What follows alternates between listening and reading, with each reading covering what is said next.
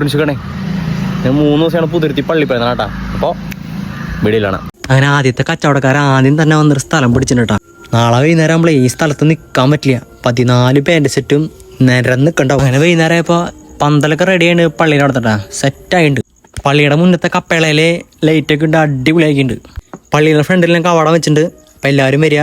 27, 28, 29 നാളെയും മറ്റന്നേയും ആണ് പെരുന്നാൾ. ഗ്രോട്ടോടെ അവിടെയും ഈശോ നിൽക്കണതിൻ്റെ അവിടെയൊക്കെ മാലകൾ വിട്ട് അടിപൊളിയാക്കി വെച്ചിട്ടുണ്ട്. ഒന്നും പറയാനില്ല. ഇപ്രാവശ്യം വെറൈറ്റി പിടിക്കാൻ വേണ്ടിയിട്ട് മരത്തിൻ്റെ മേലെ എന്തോ ഒരു സംഭവം കെട്ടി തൂക്കിയിട്ടുണ്ട്.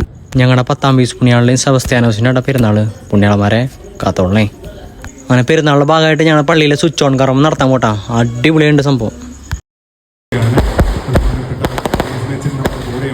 അങ്ങനെ പുറത്തിറങ്ങിയപ്പോൾ നാളേക്കുള്ള പോത്തുംകുട്ട അവിടെ നിൽക്കണം നിപ്പ് കണ്ട.